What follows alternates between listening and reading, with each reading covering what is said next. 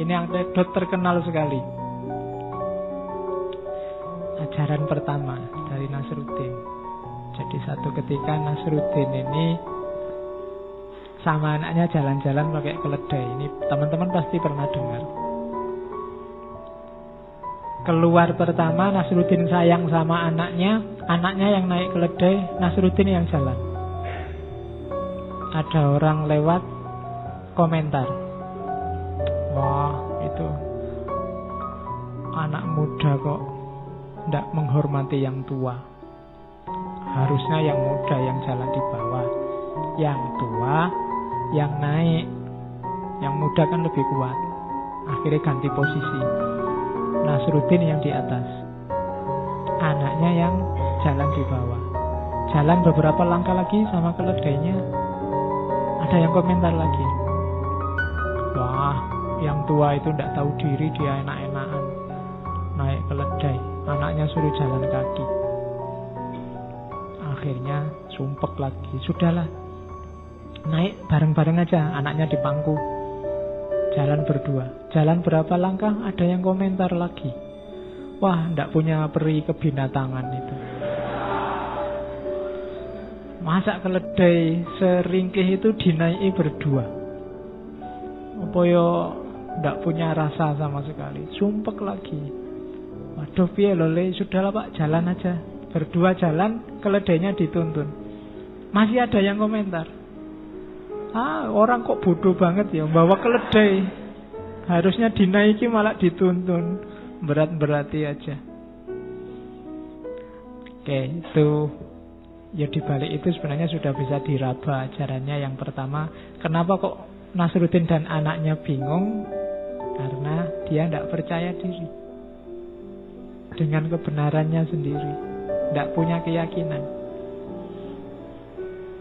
Kalau kita mendengarkan komentar orang, padahal kita sudah merasa benar, kok hasilnya kita bingung, kita mirip ceritanya Nasruddin ini.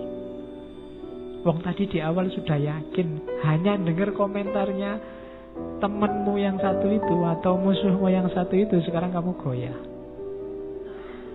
Padahal di situ ajaran utamanya apa? Benar atau salah, pantas atau tidak pantas, itu kan perspektif. Yang paling baik sekalipun bisa kamu bunyikan jeleknya.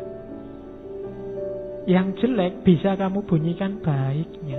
Tergantung caramu membaca.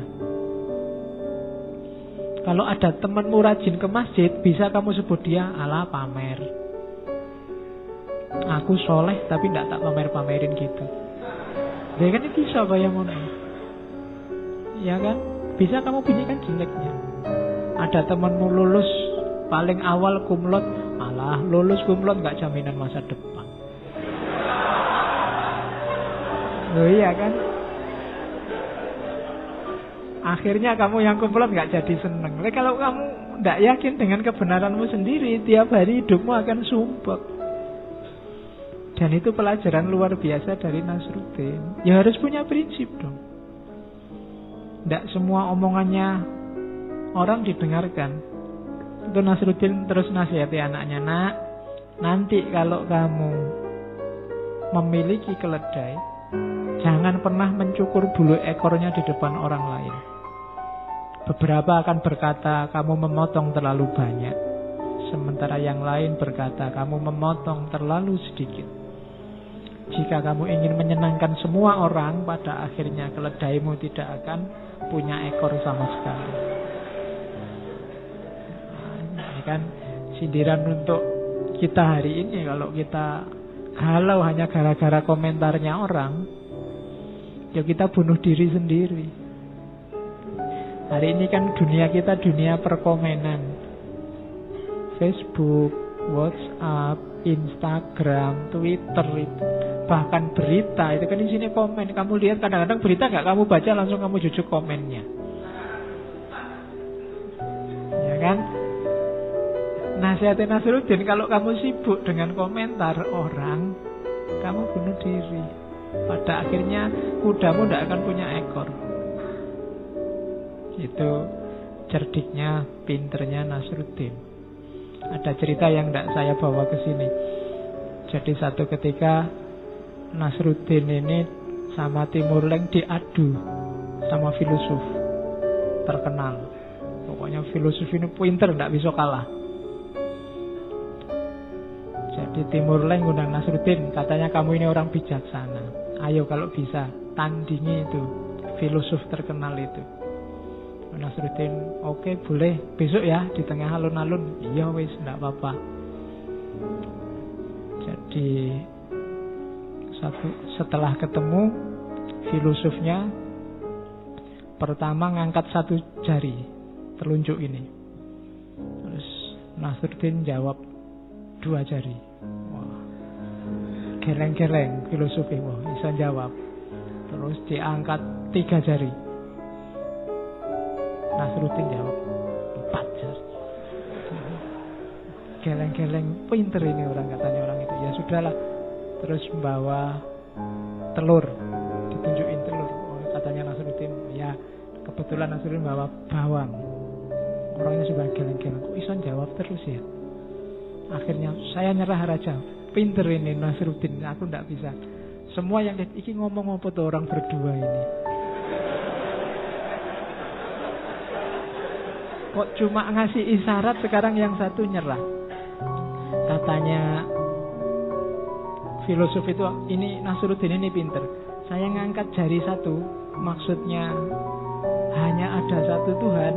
Nasruddin jawab 2, berarti dia jawab Tuhan inilah yang menguasai langit dan bumi. Pinter. Saya jawab 3. 3 ini maksudnya manusia ini hidup di 3 dunia.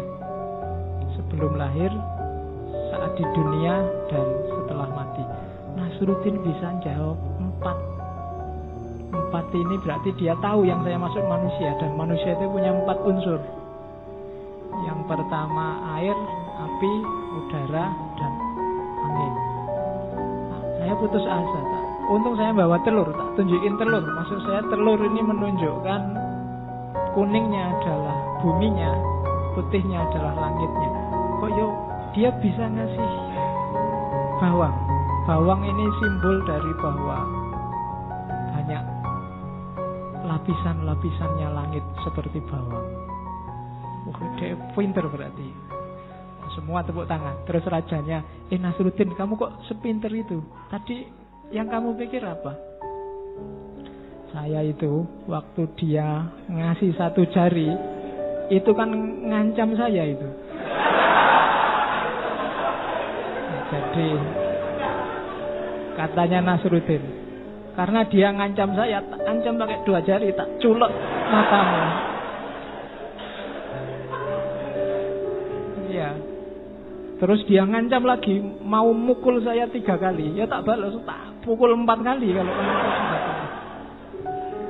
nah, katanya karena saya sudah ngancam dia mukul 4 kali, akhirnya dia nyerah, ingin bersahabat, ngasih telur. Ya tak kasih bawang.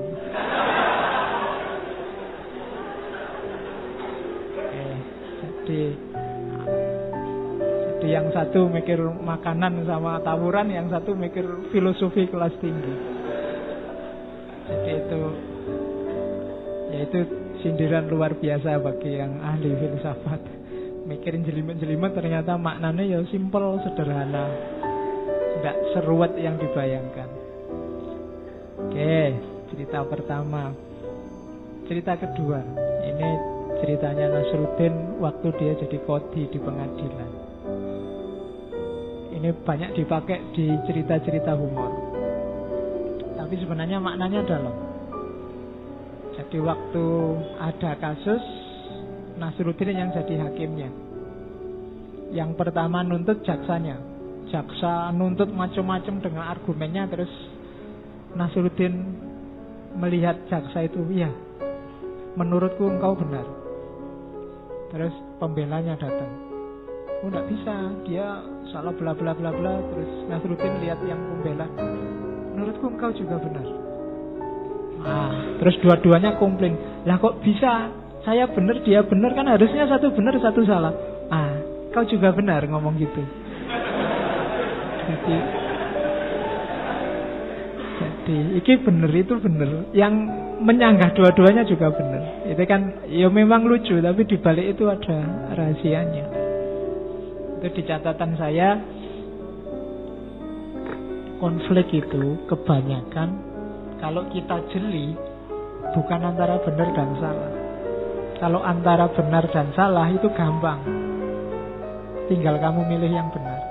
Tapi yang bikin susah itu apa? Seringkali konflik itu antara yang benar dan yang benar. Yang ini benar, yang itu benar. Itu butuh kebijaksanaan khusus untuk milih yang pas dari dua kebenaran itu. Dan jangan khawatir, apapun yang kamu pilih, insya Allah kamu jatuhnya pada kebenaran. Dua-duanya sama-sama benar, tinggal kamu putuskan yang mana. Jadi tidak perlu harus gegeran. Wong podo bener. Kamu milih calon A, ya bener wong dia mencalonkan diri dan kamu pilih. Kamu milih calon B juga begitu. Tidak ada yang salah.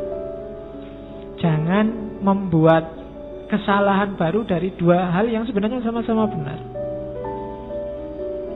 Itu filosofinya.